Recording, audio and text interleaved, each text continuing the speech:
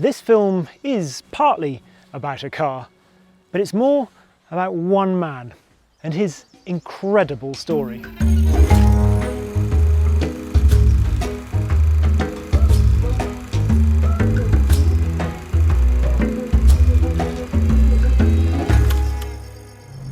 You've all heard, I'm sure, of the Bentley boys, those bon vivants of the 1920s and 30s.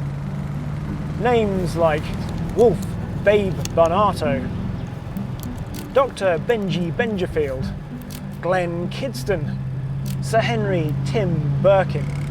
But there is somebody else, someone that's not necessarily usually considered as a Bentley boy.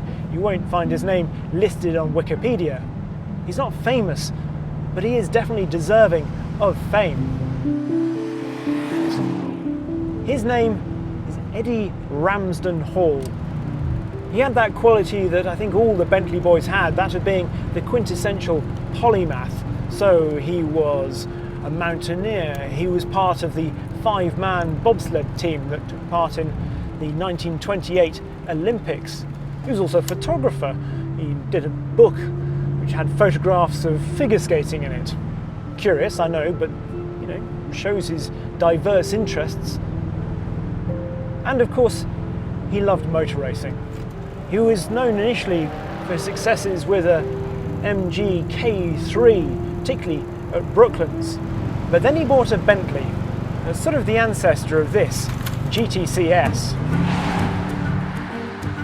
This is chassis B35AE, currently owned by the wonderful Revs Institute, but originally bought by Eddie Hall in 1934. Now at that point in time, it had a 3.5 litre engine and looked a bit different, but more of that later. When he bought the car, well, how would you run a car in?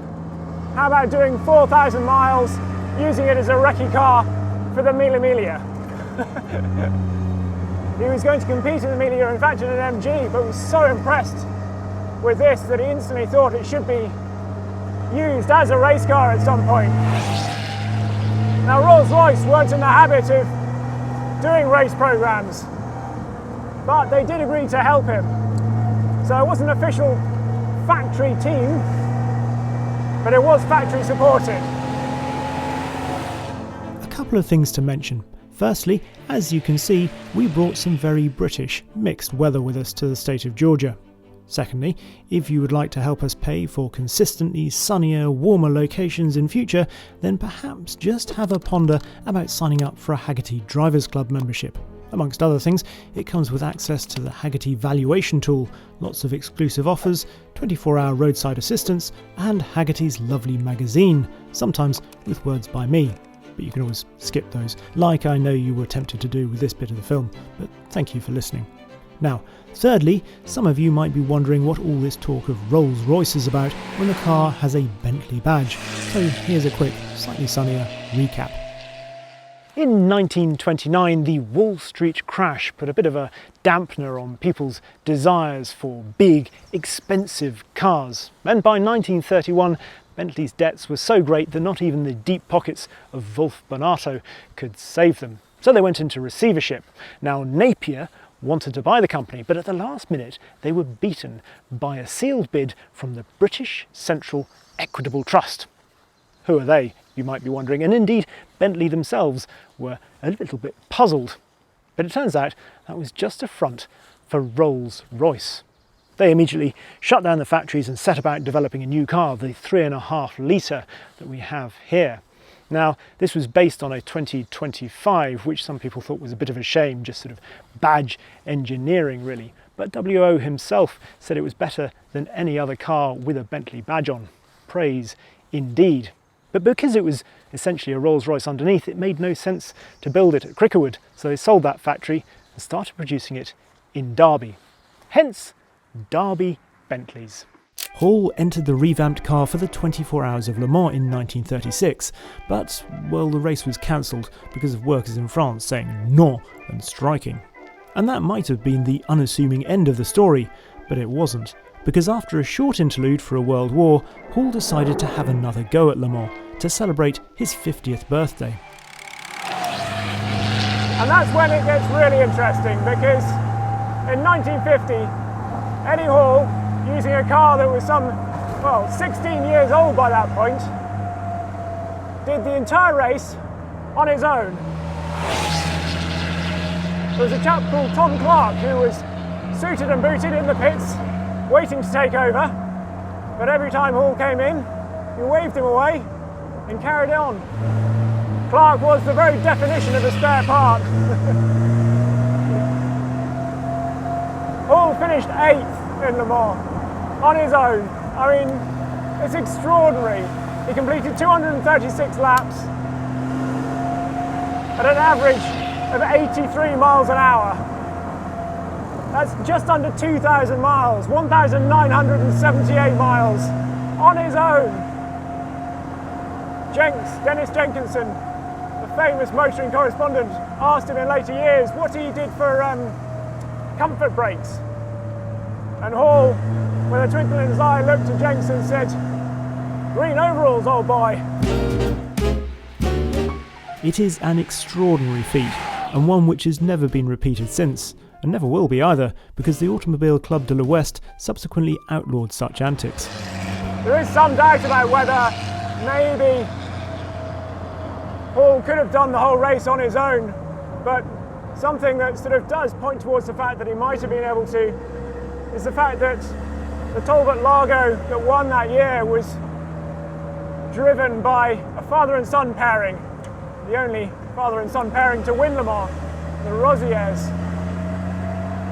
But the thing is, father did all but 2 laps, seemingly not trusting his son to do any more than that. So he hopped out early in the morning, did a bit of mechanicking on the car, told his son to go and do 2 laps, presumably very carefully. And then father hopped back in again, having given himself a wash and had a quick drink, and he completed the race. Luigi Cinetti had done something similar the year before when he won in a Ferrari 166M, so it clearly was possible to drive for the full 24 hours. But Hall, in this Bentley, was the only one to actually do it. Now, to give me a chance to wipe some water off the camera lens, here's me having a walk in the woods. A fun little detail about this car is that all its owners are connected to that 1950 Le Mans. Obviously, Eddie Hall, but then he sold the car to Briggs Cunningham. Now, he was racing in the car that finished 11th in 1950, but he also entered the car that finished 10th.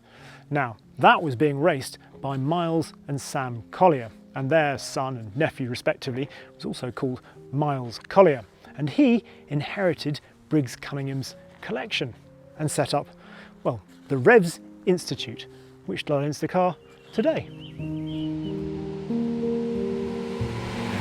So the engine, as I say, is 4.25 litres, straight 6, twin SU carbs. Suspension, we've got 4 semi-elliptic springs. The steering is worm and gear steering, big wheel. It's pretty cramped in here. I know I'm tall, but I can only assume that Eddie Hall must have been a good deal shorter than me. In the race, he had a sort of pretty ugly closed roof on this, which I suppose might have made things better. I'm sure it would have made it a bit more fumey inside. We've got 163 brake horsepower in this final 4.25 litre iteration, so it started off with about 110, then went up to about 130, and then up to 163. The gearbox is surprisingly nice actually, it's surprisingly easy, it's a bit tricky on the way back down. You do definitely need to heel and toe.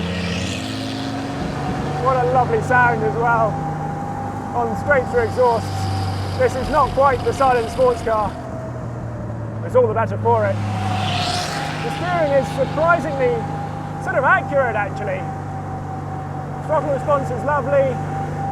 Even the brakes, we've got drum brakes all round. And they give you some sort of confidence. It really is a car that you want to get into a rhythm with, sort of settle into it. It's really not that scary to drive at all. It's lovely coming through all these trees as well.